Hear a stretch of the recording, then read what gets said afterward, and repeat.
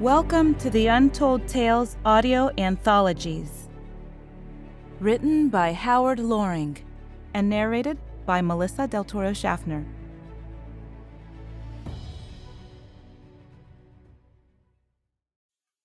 The Crazy Old Sandman, or General Mechanics of Warfare. The stranger in the stricken city currently found himself pressed for time, a most uncommon occurrence. The rushing man usually held more than enough of that elusive commodity, for he was, in fact, a time traveler.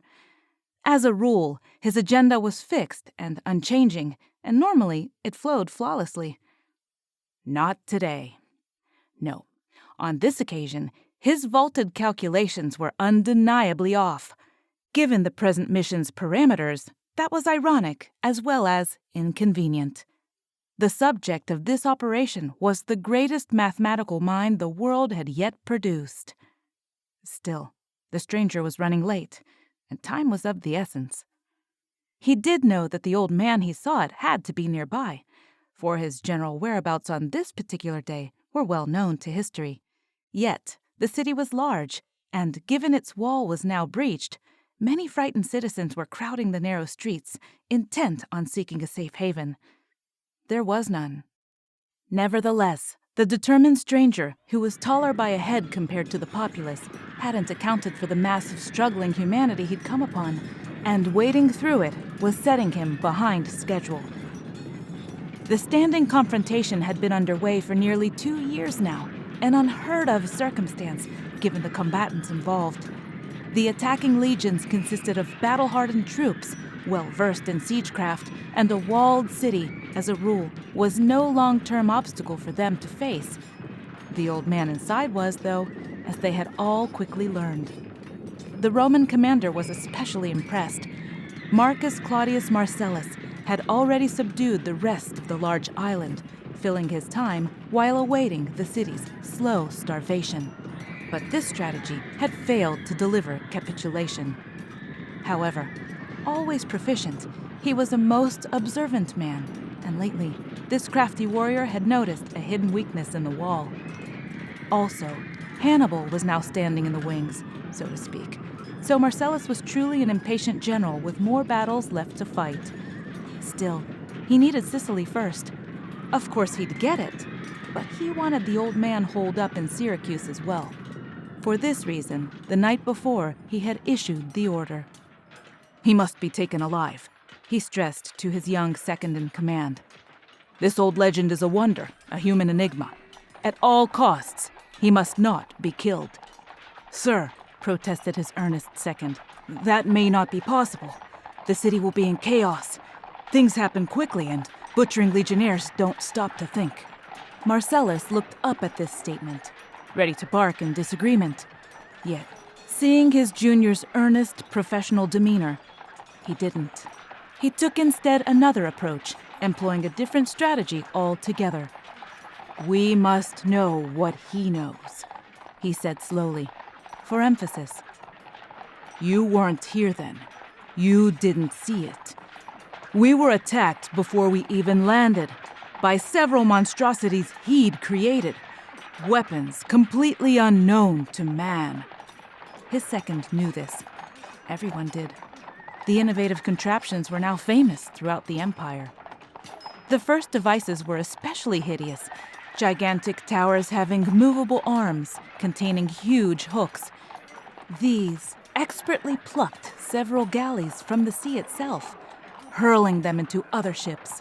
It was a terrifying welcome that took many lives. Next came the devastating fire, delivered by the sun's rays, which were employed by several massive banks of polished mirrors, most skillfully directed at the wooden ships and their fabric sails. More time and good legionnaires lost before the invading army, by sheer weight of numbers, had landed and forced the installations at a heavy loss. And all of this grisly action occurred before the formal campaign had even started in earnest. 2 years on land had not altered the stagnated situation. Attacks continued, and always by previously unknown means used to the deadliest of effects. Yes, The old man in the city was a sly one, no doubting that undisputed fact. Yet this changed nothing. Attacking soldiers were not nursemaids, and how could one man in thousands be assured, given the true aim was taking the ancient metropolis? The second saw no sense in such an order. "Sir," he said again, trying harder to press his case, "we don't know where he is, or even what he looks like. With his involvement to date, I'd think a bounty on his head would be the more proper thing. After all, he's the enemy, and I'd gladly exterminate him myself if I only knew who he was." This caused General Marcellus to laugh. He crossed to his comrade and placed his hand on the man's shoulder. Next, he spoke as a mentor, an expert in killing. "Egypt was strong," he lectured him, "for she had fine chariots while her enemies did not. Yet they first acquired horses from their adversaries, and now Hannibal has elephants. The victory is ever in the new, and the winning army will always use the latest innovation. It must, to survive, or its enemies will do so first." Marcellus, as a rule, knew a few things about winning. The man never lost in either battle or politics. Quite the opposite.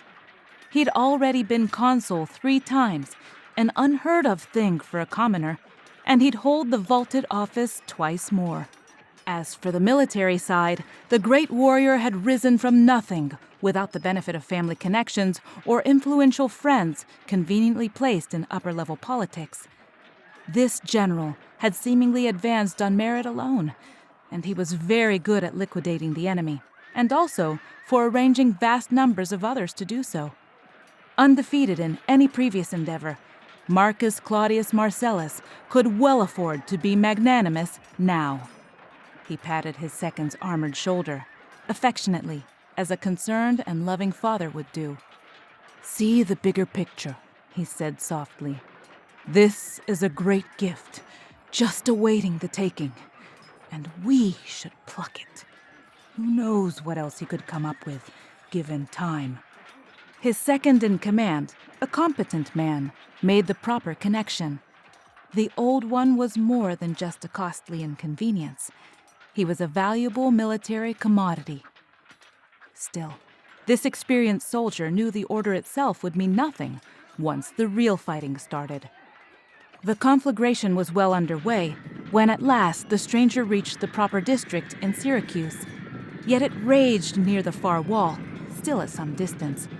Before dawn, a small detachment of elite groups, using a blind spot, had crept over and succeeded in opening an isolated, barricaded gate. This hotly contested entry was by definition a bottleneck, but it was only a matter of time before the Romans broke through en masse. He scanned the area, normally a pleasant square that was now full of screaming citizens bent on retreating toward the inner city. The action would do them no good in the long run. This day, Syracuse would see much slaughter. The heavy price paid for siding with Carthage, the empire's current enemy of choice. "Where's the master?" the stranger asked a running boy he'd recognized and snagged from the crowd. "The mathematician, the wise one. He lives near." "The crazy old man who scribbles pictures in the sand?" snapped the frightened boy. He was indignant, his attempted retreat so abruptly halted. He shook himself free. "Behind the fountain!" he screamed, before scampering off.